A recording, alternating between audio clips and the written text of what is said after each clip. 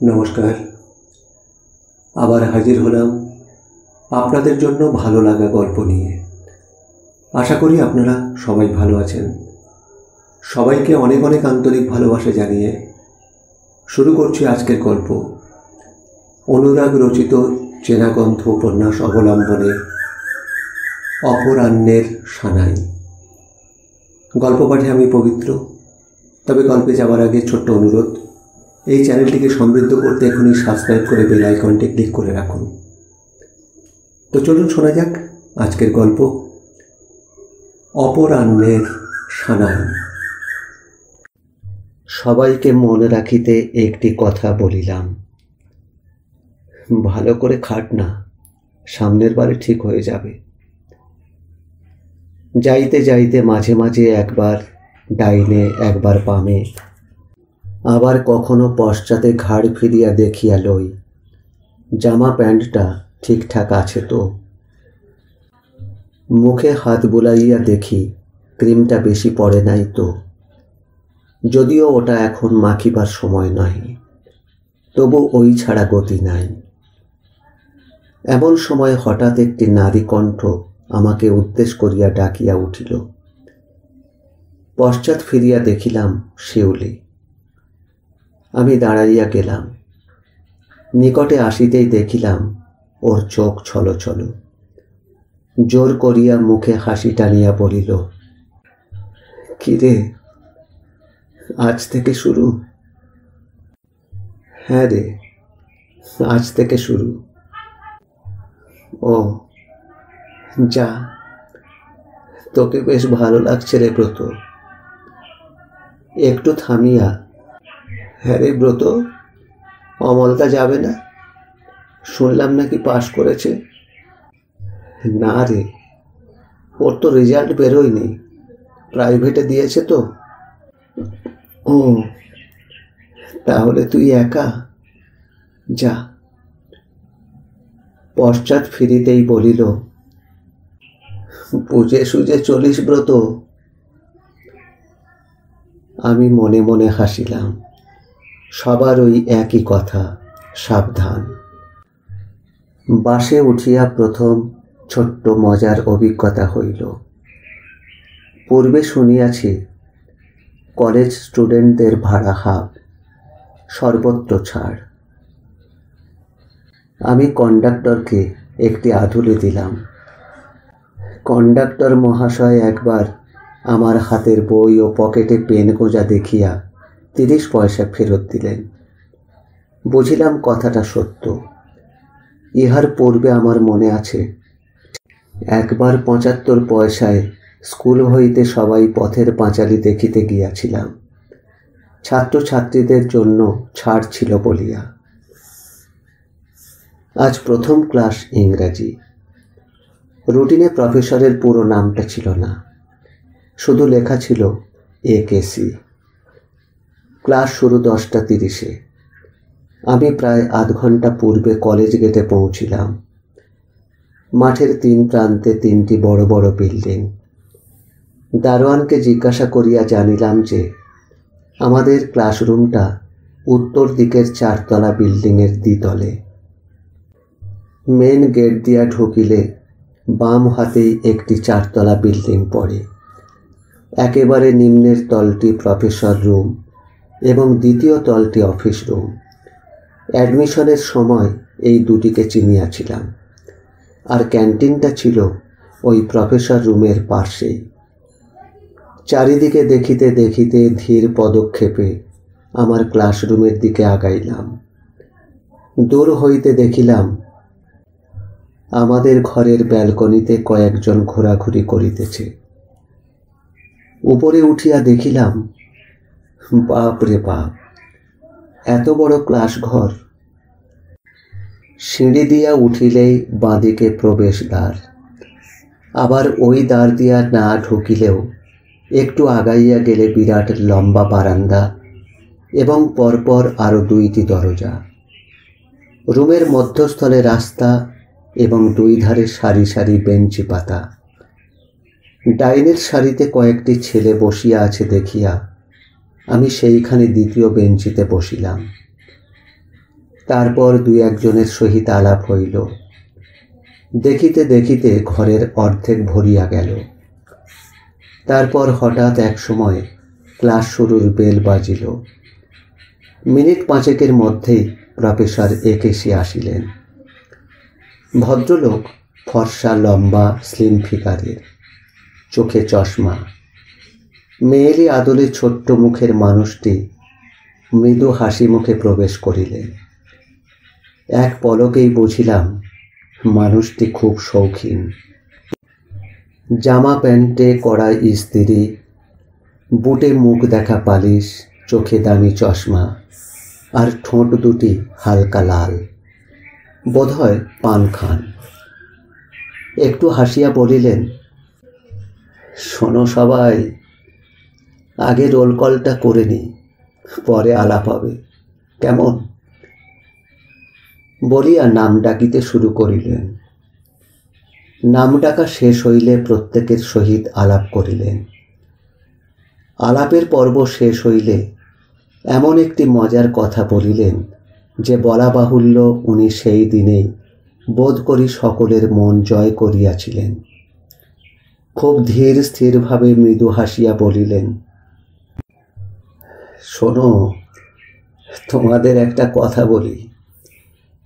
অনেকেই তো অনুপস্থিত।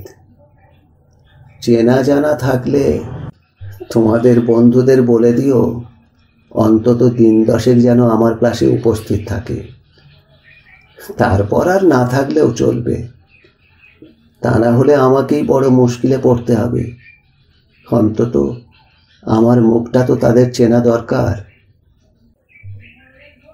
আমাদের মধ্য হইতে কে একজন সাহস করিয়া বলিল, কেন স্যার? আরে কখন কোথায় রাস্তার মাঝখানে আগুন টাগুন চেয়ে বসবে তার তো ঠিক নেই। তার চাইতে বরং আগে থেকে চিনে রাখাই ভালো, নাকি? হ্যাঁ, এমনও তো হতে পারে রাস্তায় আমার কাছ থেকে আগুন চেয়ে নিয়ে কাজ সারলো, আর কলেজে এসে দেখলো আমি, তখন কেমন হবে? তার চেয়ে সপ্তাহখানে ক্লাসটা করুক না, আমিও চিনে নিই আর তোমরাও আমাকে চিনে নাও, কি? স্যারের কথা শুনিয়া আমরা হো হো করিয়া হাসিয়া উঠিলাম। দ্বিতীয় ক্লাস অফ। অনেককেই দেখিলাম বাহির হইয়া গেল। আবার কেহ কেহ ক্লাসে বসিয়া গল্প করিতেছে। ইতিমধ্যে আমার একজনের সহিত আলাপ হইয়াছে। ছেলেটির নাম বিশ্বনাথ, চাঁদপুর হইতে আসিয়াছে। প্রথম যখন সিঁড়ি বাহিয়া উঠিতেছিলাম তখন আমার অতি প্রিয় একটি গানের সুর কানে আসিয়া লাগিতেছিল। বলো না গো বিদায়ের বারতা, মনে আমার সইবে না যে সে ব্যথা, বলো না গো বিদায়ের বারতা। শিল্পীটাকে দেখিবার জন্য আমি একটু দ্রুত উঠিলাম। উঠিয়া দেখিলাম বিশ্বনাথ। আমি জিজ্ঞাসা করিলাম, আচ্ছা, তুমি যে গানটা গাইছিলে ওই গানের শিল্পীকে জানো? বিশ্বনাথ তাহা বলিতে পারে নাই। ও শুধু সরল হাসি হাসিয়াছিল, বলিয়াছিল, তা তো জানি না। প্রথমে তাহার পোশাক দেখিয়া আমার অবস্থা বলিয়া ভাবিয়াছিলাম, কিন্তু আলাপ জমিয়া উঠিলে জানিলাম বিশ্বনাথ খুব অবস্থাপন্ন বাড়ির ছেলে। সম্বৎসর চাল ডাল তেল ও মাছ কখনো বাজার হইতে কিনিতে হয় না, সবই তাহাদের চাষের উৎপন্ন। এমনকি নারিকেল তৈল পর্যন্ত স্বনির্ভরে চলিয়া যায়। এবং ইহাও জানিলাম বিশ্বনাথ নিজেই একজন পাকা চাষি। চাষবাসের সকল কাজ তাহার জানা। মনের আনন্দে মাঝি যেমন হাল ধরিয়া নদী বক্ষে গান গাহিয়া ফেরে, বিশ্বনাথ ঠিক তেমনি মনের আনন্দে হাল চষিতে চষিতে কখনো বা ধান রোপণ করিতে করিতে আপন মনে সুর ধরিয়া গায়। হয়তো শিল্পীদের নাম সে জানে না, কিন্তু গানগুলো তার মনকে স্পর্শ করে। হঠাৎ পিঠে আলতো একটা চড়ের আঘাত অনুভব করিতেই পিছন ফিরিয়া দেখি মিতাদি। আমি অবাক হইলাম। আমার চেয়ে বছরখানেকের বড়, সেই টকটকে ফর্সা রং, লম্বা গড়ন, ঘষা মাজা ত্বক, হাসি মুখে আমার দিকে তাকিয়ে। কিছু বলিবার পূর্বেই আমার হাত ধরিয়া টানিয়া বলিল, চল বাইরে চল। তাহার এহেন আচরণে উপস্থিত অনেকেই অবাক চোখে দেখিতেছিল। এই মিতাদির সহিত আমার আলাপ বড় জোর 2-3 বার পূর্বে হইয়াছে। খুবই বিলাসিতার মধ্যে মানুষ। মিতাদি আমার কাকার শালিকার একমাত্র মেয়ে। সেই সূত্রে আমাদের বাড়িতে আসা। খুব দামি নামি পোশাক পরিয়া আসিত।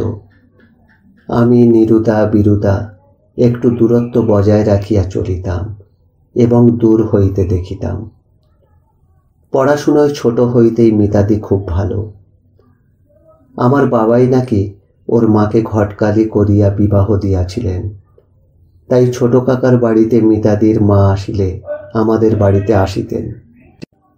বাবু মায়ের সহিত গল্প গুজব ঠাট্টা ইয়ার্কি করিতেন। মিতাদি তখন আমার নিকটে বসিয়া পড়িত। বই খুলিয়া 2-1টি প্রশ্ন করিত এবং না পারিলে আমাকে বুঝাইয়া দিত। আমি কিন্তু মুখ তুলিয়া তাহার বড় বড় চোখের দিকে তাকাইতে পারিতাম না, লজ্জা করিত।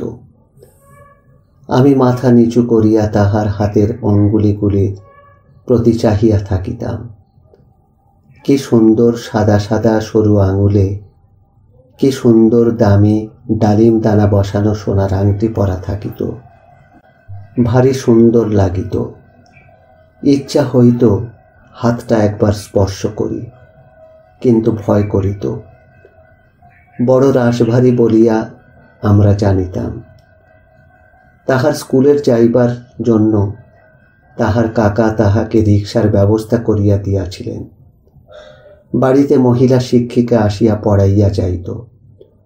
বোধহয় একা একা থাকিবার জন্যই কাহারও সহিত বড় একটা মিশিবার আগ্রহ হইত না। ফলে একটা যেন দেমাকি ভাব প্রচ্ছন্নভাবে তাহাকে ঘেরিয়া থাকিত। কিন্তু আজ সেই মিতাদি যে আমাকে এমনি ভাবে যাচিয়া ডাকিয়া কথা কহিবে, আমি আশ্চর্য হইলাম। বুঝিলাম আমারই ক্লাসে মিতাদি ভর্তি হইয়াছে। বোধ করি এত ভিড়ের মধ্যে ঠিক চিনিতে পারে নাই। আমিও যেন হাঁপ ছাড়িয়া বাঁচিলাম এমন সঙ্গী পাইয়া। একেবারে চেনা জানা কাউকে পাই নাই বলিয়া এতক্ষণ বড় বোর ফিল করছিলাম। বারান্দায় আসিয়া বলিল, তুই কখন এলি? ওই 10টা নাগাদ। মাসিমা কেমন আছে রে? ভালো। তুই কোথায় বসেছিস? আমি হাত বাড়াইয়া আমার বসিবার স্থানটি দেখাইলাম। ওই তো ওখানে। কই চল দেখি বলিয়া ঘরের মধ্যে প্রবেশ করিল এবং আমিও তাহার পশ্চাতে আসিয়া আমার জায়গায় বসিলাম।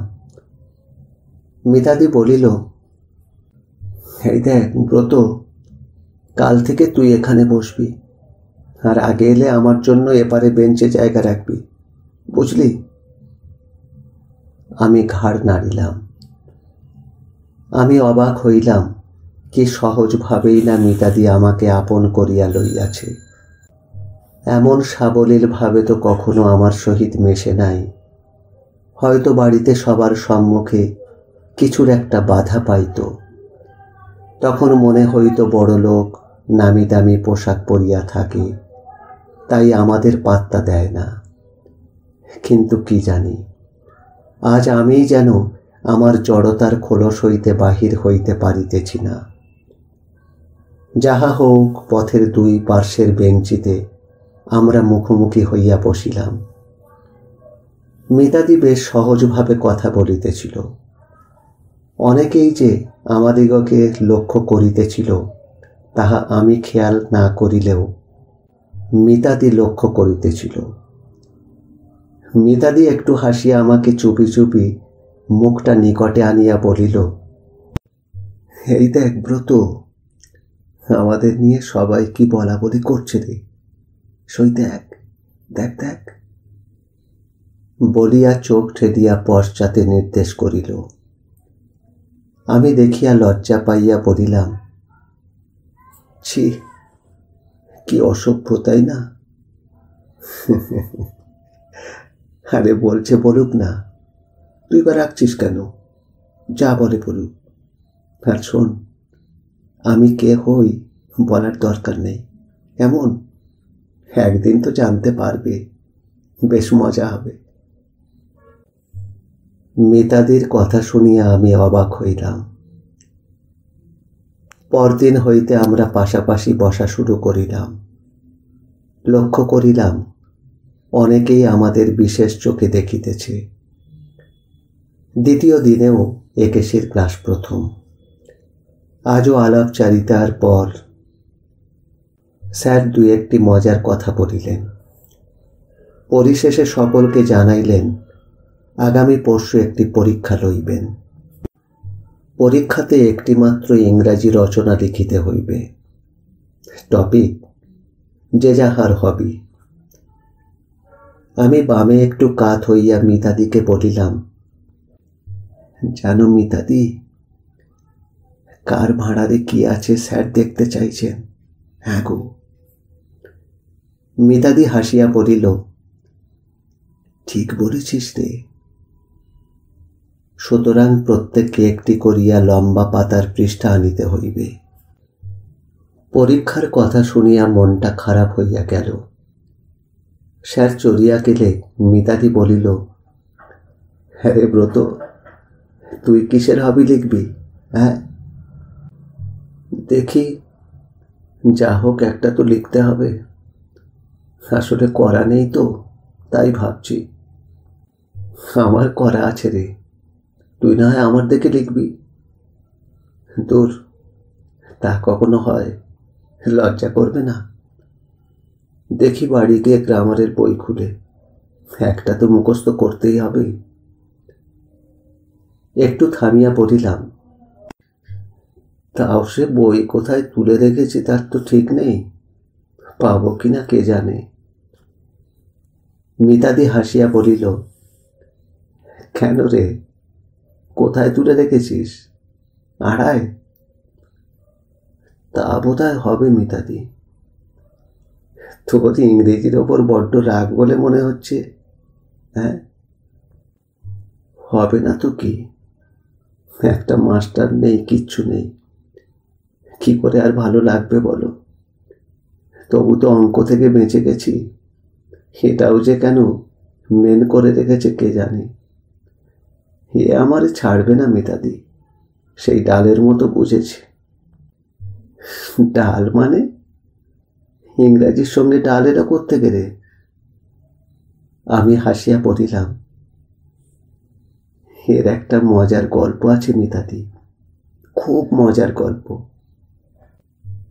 মজার গল্প? সেটা আবার কেমন রে? এ আমার বাবুর কাছে শোনা। কিরকম বল শুনি। জানো মিতাদি, একজন গরিব চাষি না গ্রামের লোকের বাড়িতে বাড়িতে চাষবাসের কাজবাজ করে। তার বউটা বড় ভালো, স্বামীর প্রতি তার খুব খেয়াল। কাজ সেরে সন্ধ্যায় স্বামী বাড়ি ফিরলে রোজ জিজ্ঞাসা করে কি দিয়ে মহাজন তাকে খেতে দিয়েছে। চাষা ক্ষুণ্ণ মনে বলে, ডাল আর একটা সবজি আর ভাজা টাজা হবে। বউটা জানে তার স্বামী ডাল খুব বেশি পছন্দ করে না, কিন্তু কিছু করবার তো নেই। তো একদিন চাষা খুব আক্ষেপের সঙ্গে বলল, জানিস মুটির মা, এখানে তো ডাল ছাড়া বাবুদের কিছু জোটে না। আর আমি ভাতও মোটে মুখে দিতে পারি নে। এখন কি করি বলতো, শরীরটা ঠিক ভালো থাকে না। না খেতে পারলে শরীরে শক্তি আসবে কোত্থেকে বল। বউটা একটা নিঃশ্বাস ছেড়ে বলল, তার কি আর করবে বলো।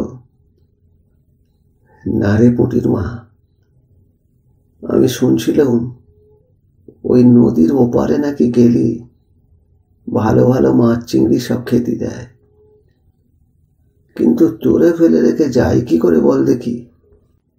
স্বামীর সোহাগী পুটির মা তখন বলল, আমার জন্য তোমার ভাবতে হবে নি গো, তুমি বরং তাই যাও। তোমার শরীরটা বড্ড ভেঙে গেছে, তবু তো দুবেলা দুমুঠো সুমাছের ঝোল খেতে পারবে। আমি ঠিক করে চেলে নেবো কোন, তুমি যাও। মিতাদি হাসলো, হেসে জিজ্ঞাসা করলো, তারপর? তারপর চাষা তো সুমাছের ঝোলের আশায় নদীর ওপারে গেল। সকাল থেকে খুব খাটলো মনের আনন্দে। দুপুরে স্নান করে খেতে বসেছে, কিন্তু ভাতের থালা যখন মহাজন গিন্নির সামনে রাখলো, চাষার মেজাজ গেল বিগড়ে। চিৎকার করে কেঁদে বলে উঠল, আমি তোর কি ক্ষতি করেছি বল? তুই আমায় ছাড়িস না কেন? আমি তোর জন্যে আমার ভিটে ছাড়লো, পুটির মারে ছাড়লো, দেশ ত্যাগ করে নদীর এপারে এলো, আর তুই কি না আমার আগে এসে এখানে হাজির হয়েছিস? হ্যাঁ? মিতাদি খুব জোর হাসিয়া উঠিয়া পড়িল, তার মানে তোকে ইংরাজি ছাড়ছে না, তাই তো? তবে আমার মতো অঙ্ক ইংরাজির ভীতিটা আমি হলফ করিয়া বলিতে পারি তখনকার সময়ে গ্রামের বেশিরভাগ পড়ুয়াদের মধ্যে ছিল। আলাদা করিয়া টিউটর দিবার ক্ষমতা অনেক অভিভাবকের ছিল না, তাই বেশিরভাগ ছেলেমেয়েরা অঙ্ক ইংরাজিতে ব্যাক পাইত। তবে যেটি টিউটর ছাড়া পারিতাম সেটি বড় মজার এবং লোভনীয় জিনিস। তাহার টিউটর মিলিত না। অবশ্য সেটির কথা পূর্বে বলিয়াছি এবং আরো মজার ঘটনা আছে। ছুটি হইলে দেখিতাম গেটের নিকটে মিতাদি রিক্সা দাঁড়াইয়া। মিতাদি আমাকে উঠিতে বলিল, আমি উঠিতে চাহিলাম না। আমার সাথে বিশ্বনাথ ছিল। মিতাদি আমার হাত ধরিয়া টানিয়া জোর করিয়া রিক্সায় উঠাইল।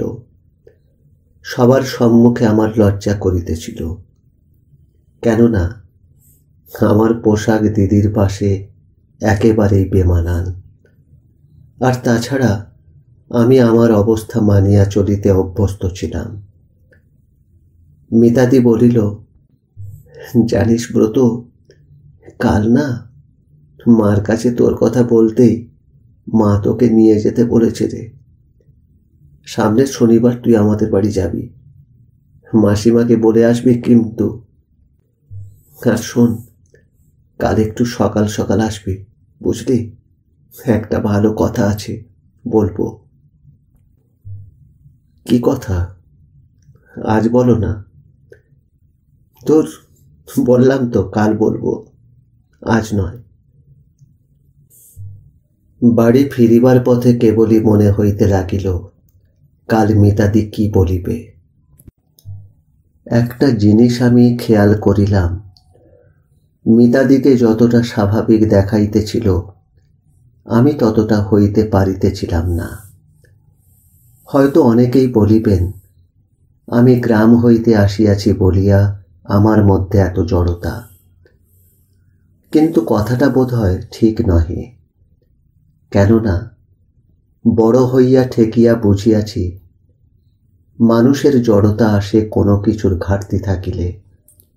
যেমন স্কুলের ফার্স্ট বয় প্রথম বেঞ্চে বুক ফুলাইয়া বসিয়া থাকে, রাজনীতি যাহার নখদর্পণে সে গলা ছাড়িয়া ঘণ্টার পর ঘণ্টা বিনা বাধায় বকিতে পারে। ভালো গায়ক অপেক্ষায় থাকে কতক্ষণে তাহার ডাক পড়িবে। ইহাদের কাহারও মধ্যে কোনো জড়তা নাই, কিন্তু ইহাদের প্রত্যেকের স্থান পরিবর্তন করিয়া যদি দেওয়া হয়, তাহা হইলে সকলেই কুঁকড়াইয়া পড়িবে। তাই তো মিতাদির মধ্যে কোনো জড়তা নাই। সে পড়াশোনায় ভালো, নামি দামি পোশাকের অভাব নাই, পিতার প্রচুর সম্পত্তির এখন মালিক সে, যাওয়া আসার গাড়ি বরাদ্দ এবং কথায় কথায় 100-200 টাকা বাহির করিবার ক্ষমতা রাখে। কিন্তু আমার না আছে ভালো পোশাক, না আছে পকেটে পয়সা, না পিতৃবৈভব। মিতাদির বাড়িতে আমার প্রথম যাওয়া ওদের বাৎসরিক হরিনাম উপলক্ষে। তখন আমি প্রাইমারিতে পড়ি, মায়ের সঙ্গে গিয়াছিলাম। আর শেষবার যাওয়া ক্লাস 6-এ যখন পড়ি, মিতাদির বাবার শ্রাদ্ধ উপলক্ষে। বড় লোকের বড় ব্যাপার হইয়াছিল দেখিয়াছিলাম। বিরুদার সহিত সাইকেলে চড়িয়া গিয়াছিলাম, সে কথাও অল্প অল্প মনে পড়ে। তখন অত শত না বুঝিলেও ভোজনের আয়োজনটা বুঝিয়াছিলাম। আর মনে পড়ে বেশ বড় বাড়িখানা, শান বাঁধানো ঘাট, আর তাহারই পার্শ্বে কি একটি মাঝারি গাছের নিচে ছোট্ট একটি মন্দির। বাড়ি ফিরিয়া দেখি গতকালের মতো আজও প্রতীক্ষা করিয়া আছে আমার মা, এবং সঙ্গে সঙ্গে আমার খাইবার ব্যবস্থা করিল, পষ্টি ভাত আর কাঁচা লঙ্কা। আমি খাইতে বসিলে মা আমার পার্শ্বে বসিয়া মাথায় পিঠে হাত বুলাইতে বুলাইতে, হ্যাঁ রে বাবা, কলেজ কিরকম লাগছে? ভালো মা। আজ এত দেরি হলো কেন? বুঝিলাম মায়ের আসল জিজ্ঞাস্য ব্যাপারটা তাহার গলার ভিতর এতই ছটফট করিতেছে যে তাহাকে আর থামাইতে পারিতেছে না। একে গতকাল ব্যস্ত থাকায় জিজ্ঞাসা করা হয় নাই, তাহার উপর বাবু আসিয়া পড়ায় বিঘ্ন ঘটিয়াছে। তাই কিছুক্ষণ চাপিয়া থাকিয়া বলিয়া উঠিল, তা হ্যাঁ রে, ছেলে মেয়েরা সব একসাথে বসে? হ্যাঁ। আমি অতি কষ্টে হাসি চাপিয়া মুখ তুলিয়া বলিলাম, না মা, ওরা আলাদা লাইনে বসে, আমরা আলাদা লাইনে বসি। আমি আর মিতাদি পাশাপাশি বসি, দুটো বেঞ্চিতে। তোমার কোনো ভয় নেই। মনে হইল আমার উত্তর পাইয়া একটু স্বস্তি পাইলেন, কিন্তু প্রকাশ পাইতে না দিয়া তাচ্ছিল্যের সুরে বলিল, ভয় হবে কেন রে বাবা? ভয় আবার কিসের? আমি কি কিছু বলেছি? তারা তাদের মতো বসবে, তোরা তোদের মতো বসবি, এতে আবার ভয় কি? কিন্তু মায়ের মুখ দেখিয়া বুঝিলাম কিসের যেন হিসাব কষিতে বসিয়াছে, সন্দেহ কাটে নাই। যখন শুনিল মেয়েরা পৃথকে বসে, সুতরাং সংক্রমণের সম্ভাবনা কম, কিন্তু বন্ধুত্ব তো গড়িয়া উঠিতে পারে, তাই সতর্ক করিয়া দিয়া কহিল, দেখিস বাবা, ক্লাস ফাঁকি দিয়ে যেন আড্ডা টাড্ডা মারিস নে, ওদের বিশ্বাস নেই। বাকি কথা আমার আর শোনা হইল না। আমি বিষম খাইয়া বসিলাম। এক ঝটকায় আমার মুখের ভাত তীর বেগে বাহির হইয়া পড়িল। মা তাড়াতাড়ি উঠিয়া পাখা আনিয়া মাথায় বাতাস করিতে লাগিল, কিন্তু বিষম আর বন্ধ হয় না। অবশেষে ঘর্মাক্ত হইয়া উঠিলাম। এই সময় কয়েক মাস পূর্বেকার একটি ঘটনার কথা মনে পড়িল। অবশ্য ইহাতে মায়ের কোনো দোষ ছিল না। আমি আমার বাবার রূপ ও স্বাস্থ্য পাইয়াছিলাম, তাই মায়ের মধ্যে সর্বদা একটা ভীতি কাজ করিত। বাবু মায়ের মুখে শুনিয়াছি শিশুবেলায় আমি নাকি বাসে ট্রেনে বহু অনাত্মীয়ের কোলে চড়িয়াছি। তখন আমার মা গর্বের সহিত হাস্যমুখে তাহার সন্তানকে তাহাদের হস্তে তুলিয়া দিয়াছে, এতটুকু ভাবে নাই। কিন্তু আজ সেই সন্তান যখন বড় হইয়াছে, তখন মা তাহাকে ঘেরিয়া অনেক আশা, অনেক স্বপ্ন দেখিতে শুরু করিয়াছে। ঘটনাটা ঘটিয়াছিল মায়ের পিসিমার বাড়ি, অর্থাৎ আমার মামার বাড়ি। জায়গাটা ছিল গড়িয়া। উপলক্ষ বড় মামার বিবাহ। বিবাহ বলিলে ভুল হইবে, কেননা কি একটা গণ্ডগোলে মামা নাকি বাড়ির কাউকে না জানাইয়া বিবাহ করিয়া সম্পত্তি গৃহে তুলিয়াছে, কিন্তু আত্মীয় স্বজনকে জানানো হয় নাই। তাই মান সম্মান কিছুটা বাঁচাইতে এই ঘটা করিয়া আয়োজন। তবে আয়োজনটা নেহাত কম অর্থের ছিল না। একটা জিনিস লক্ষ্য করিলাম, যত আত্মীয় আসিয়াছে এবং যাহারা আসিতেছে তাহাদের বেশিরভাগই খুব অবস্থাপন্ন ঘরের। একে তখনকার সময়ে পল্লী অঞ্চলে অনুষ্ঠান বাড়িতে দু একটা মোটর সাইকেল দেখিতে পাওয়া যাইত, এবং তাহাকে ঘেরিয়া বাচ্চাদের তো দূরের কথা, বড়দের ভিড় লাগিয়া যাইত। কিন্তু এখানে দেখিলাম অন্তত 15-20টা মোটর সাইকেল এবং 4 চাকার গাড়ি অন্তত গোটা 3 জড়ো হইয়াছে। 2-3 জনের গলায় ক্যামেরা ঝুলিতেছে। শুধু গ্রীষ্মকাল বলিয়া আমার পোশাকটা তবু মানাইয়া গিয়াছে। আমি আমার প্রিয় সঙ্গী বাটুল মামার সহিত ঘুরিতেছি। ধীরে ধীরে পূর্ব পরিচিত প্রায় আমার বয়সী আরো জন কয়েক ছেলে মেয়ে জুটিয়া গিয়াছে। তাহাদের সহিত গল্প আড্ডা চলিতেছে, কিন্তু আমি বেশি কথা বলিতেছিলাম না, কেননা ইহারা সবাই অবস্থাপন্ন ঘরের। কোথায় কোন কথা বলিতে গিয়া অপমানিত হইব এই ভয়ে। আমি খেয়াল করিলাম মা আমাকে দূর হইতে লক্ষ্য রাখিয়া দিয়াছে। মাঝে মাঝে অকারণে পাশ কাটাইয়া নিকটের কাউকে ধরিয়া তাহার সহিত গল্প করিতেছে। আমার সন্দেহটা সত্যি হইল তখন, যখন আমার অলকা মাসিমা আমাকে ডাকিলেন এবং যথাস্থানে আসিয়া দেখিলাম আমার জন্যে চেয়ার টেবিল ও খাতা পেনের ব্যবস্থা করা হইয়াছে। এখন আমাকে নূতন মামিমার পার্শ্বে বসিয়া উপহারগুলির নোট করিতে হইবে। প্রথমে মনে করিলাম আমার হাতের লেখা ভালো বলিয়া এমন দায়িত্ব পাইবার সুযোগ ঘটিয়াছে, কিন্তু পরে জানিলাম ইহার পশ্চাতে আমার বুদ্ধিমতী মা জননী কলকাঠি নাড়িয়াছিল। অতএব আমাকে বসিয়া থাকিতে হইল। আগাগোড়া আমার লিখিবার ঝোঁকটা একটু বেশি। খাতা পেন পাইলেই আমি খুশি, তাই মন্দ লাগিল না। লিখিবার ফাঁকে ফাঁকে নূতন মামিমার সহিত আলাপ হইতে লাগিল। আমার লেখা মামিমার খুব পছন্দ হইল। প্রায় ঘণ্টাখানেক যখন কাটিয়া গেল, তখন অস্বস্তি বোধ হইতেছিল। ভাবিলাম একমাত্র আমার বাটুল মামাই আমাকে বাঁচাইতে পারে। সবেমাত্র এদিকে ওদিকে লক্ষ্য করিতেছি, এমন সময়ে এক অভূতপূর্ব কাণ্ড ঘটিয়া গেল। দেখি হঠাৎ একটি অপরিচিত প্রায় আমার বয়সী মেয়ে আসিয়া হাসিয়া পড়িল, বুড়োদা তোমাকে ডাকছে।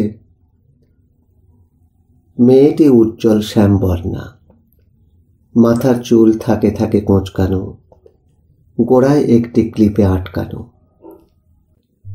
হাতের ও গলার তুলনায় তার মুখমণ্ডলটা একটু বেশি উজ্জ্বল এবং মসৃণ।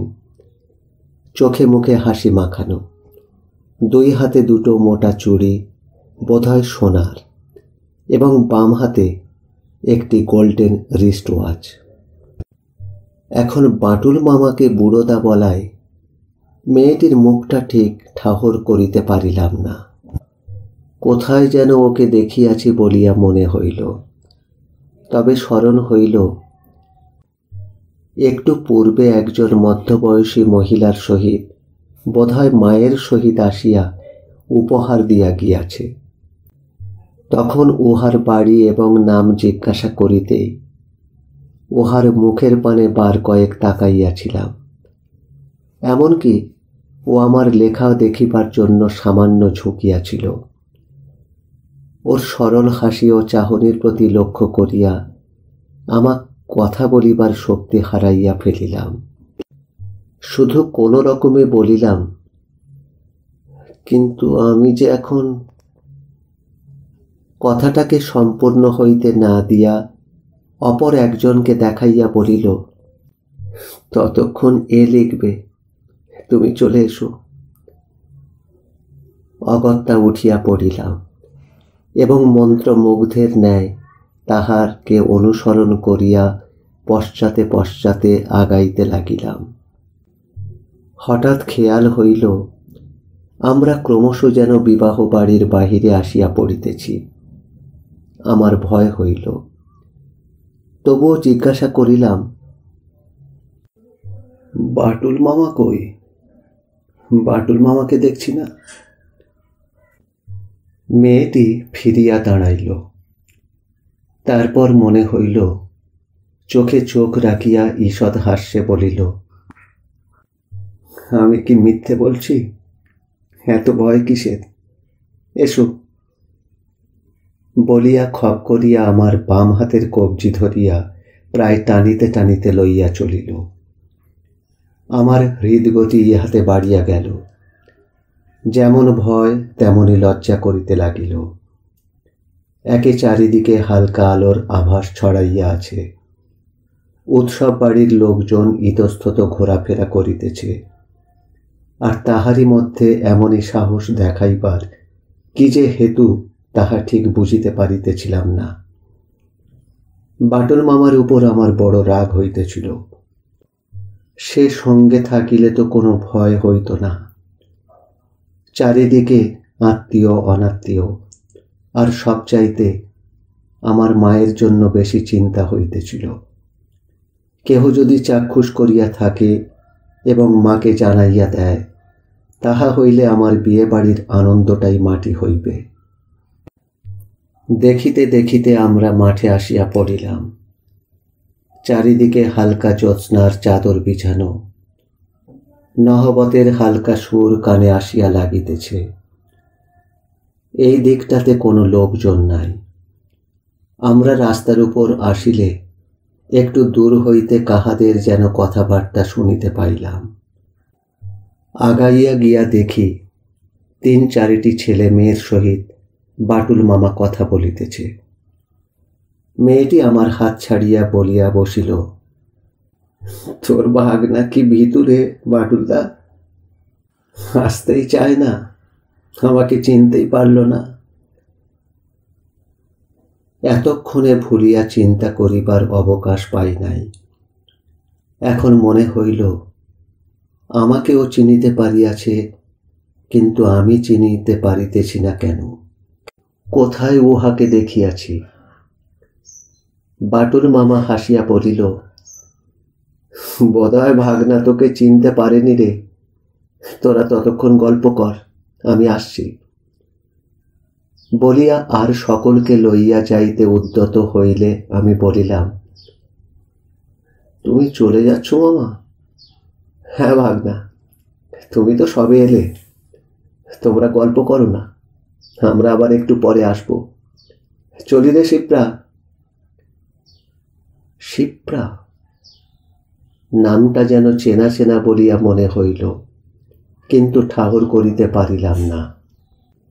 দূরের কুয়াশার মধ্যে পরিচিত কেহ দাঁড়াইয়া থাকিলে যেমন চোখের ও মনের দ্বন্দ্ব বাঁধিয়া যায়, আমার দশাও ঠিক তদ্রূপ হইল।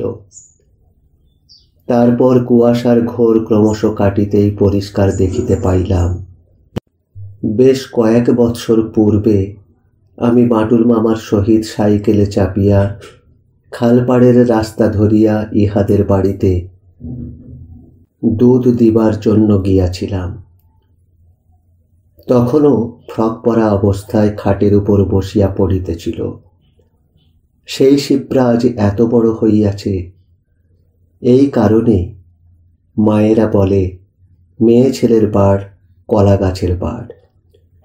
এইবার মনে পড়িল ও আমাকে দিয়া ওর খাতায় নাম লিখাইয়া লইয়াছিল। শিপ্রা আমার হাত ধরিয়া বলিল,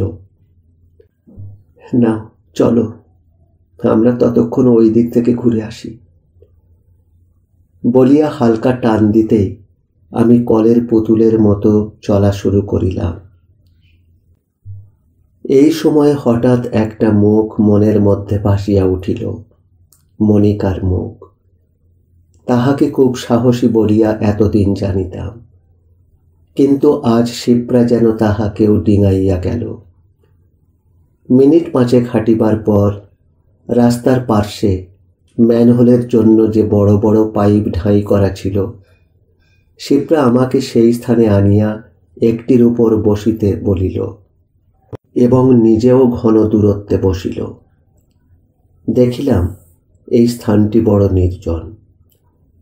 বাবার কথা মনে পড়িয়া গেল, উপকার করিতে না পারো, তোমার দ্বারা কাহারও যেন ক্ষতি না হয়। এই মেয়েটি যে এত সাহস দেখাইতেছে, ওর তো বদনাম হইতে পারে, এবং সেটা আমাকেই কেন্দ্র করিয়া।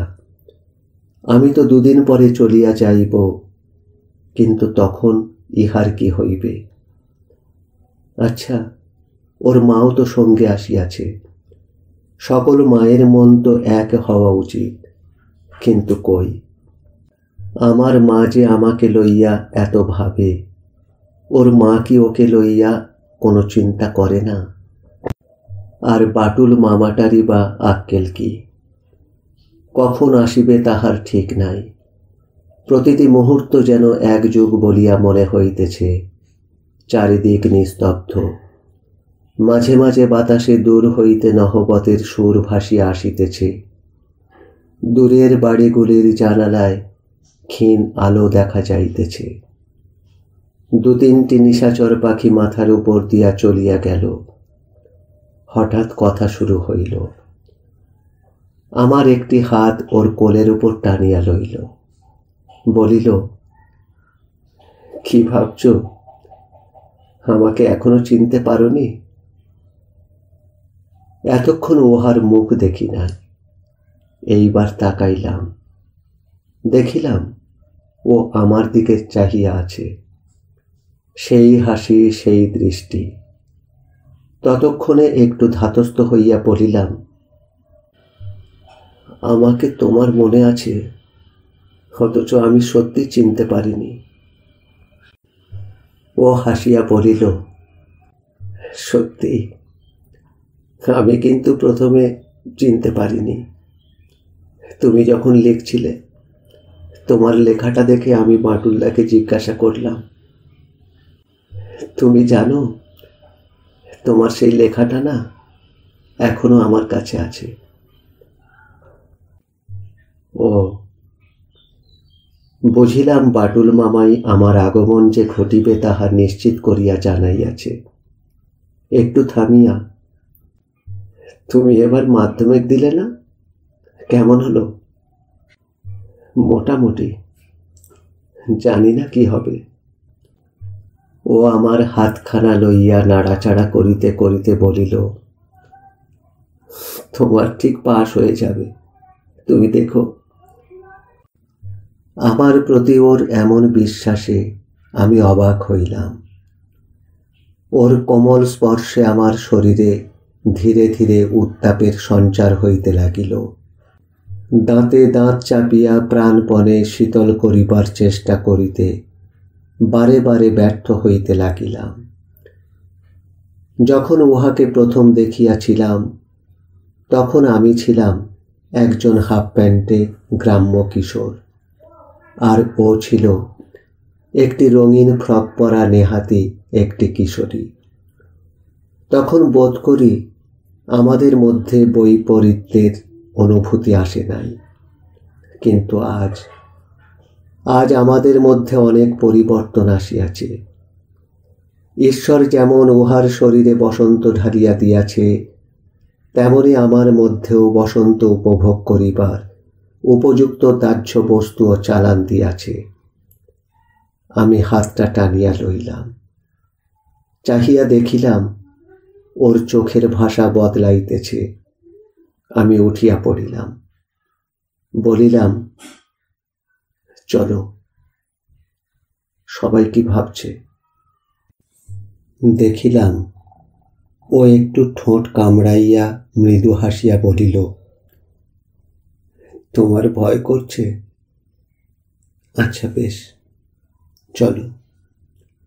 কিন্তু তার আগে আমি তোমাকে একটা জিনিস দেব, নিতে হবে, কিন্তু কাউকে বলতে পারবে না। চোখ বন্ধ করো। আমি ভয়ে ভয়ে বলিলাম, কি জিনিস?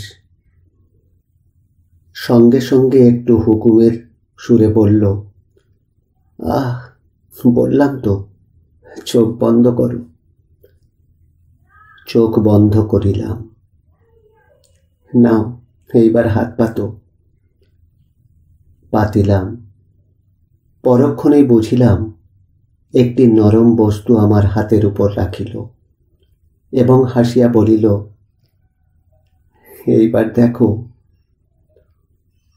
দেখিলাম একটি অতি মূল্যবান কাপড়ের রুমাল।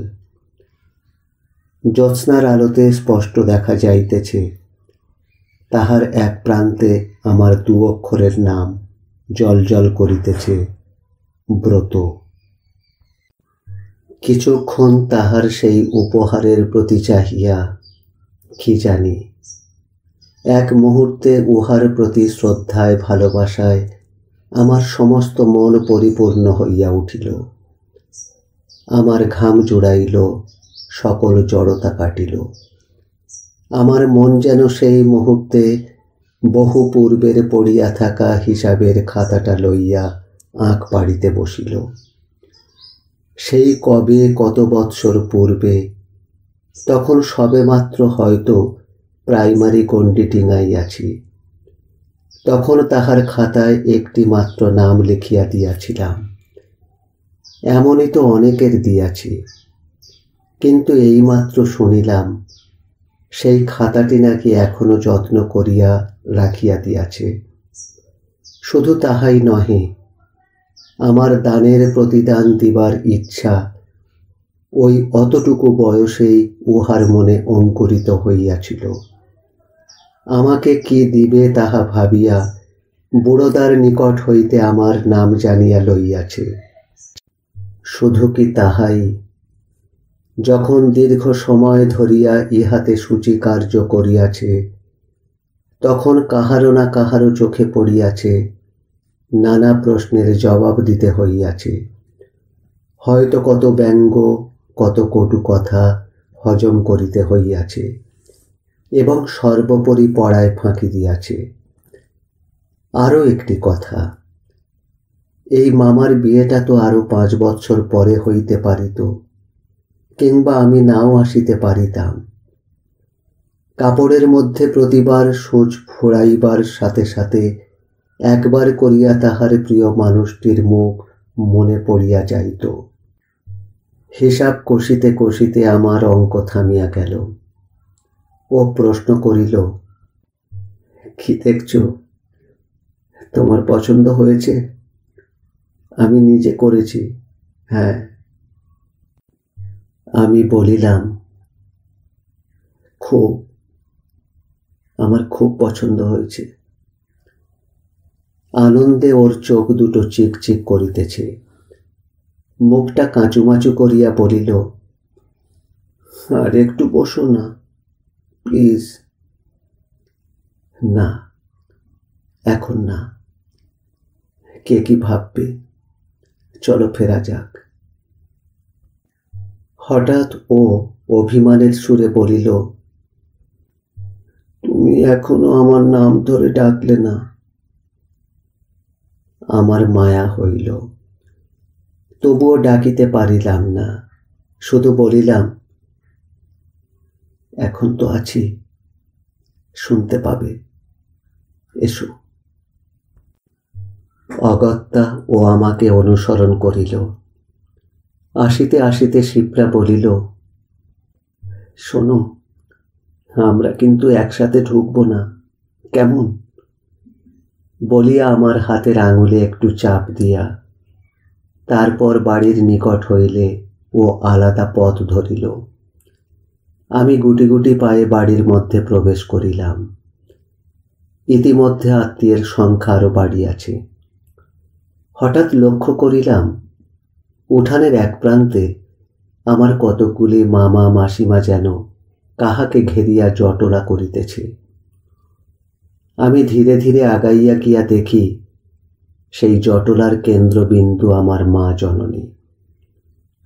আমার কবিতা মাসিমা মাকে বুঝাইতেছে, তুই একটা পাগলি বর্তি, আরে এই সময় ছেলে মেয়েরা একটু একটু গল্প সল্প করে, তাই বলে তুই এইরকম করবি? হ্যাঁ, তুই একটা পাগল। যাহারা আমার মাকে ঘেরিয়া আছে তাহারা মায়ের কাণ্ড দেখিয়া হাসিয়া আনন্দ উপভোগ করিতেছে।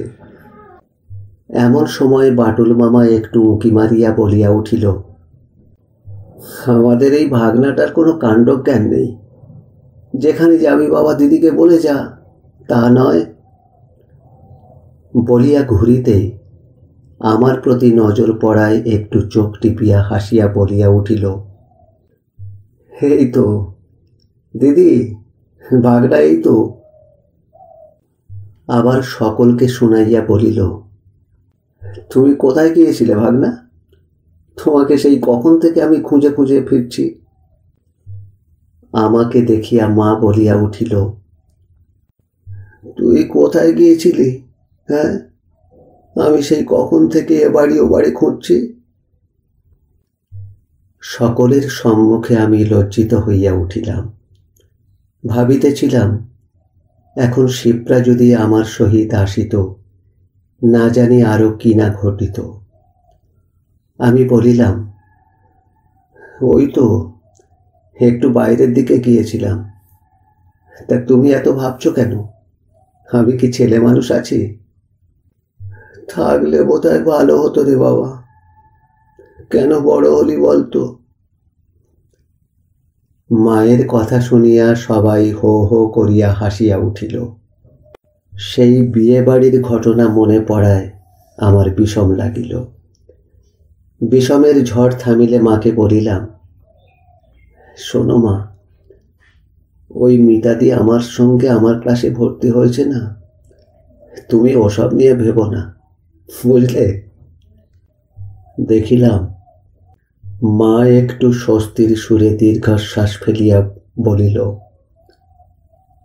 ও। আজ তাহলে এই পর্যন্ত।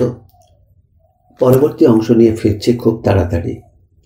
ভালো লাগলে এখনই সাবস্ক্রাইব করে রাখুন। আর গল্প পাঠ কেমন লাগছে অবশ্যই মতামত জানান। ভালো থাকবেন, সবাইকে ভালো রাখবেন। নমস্কার।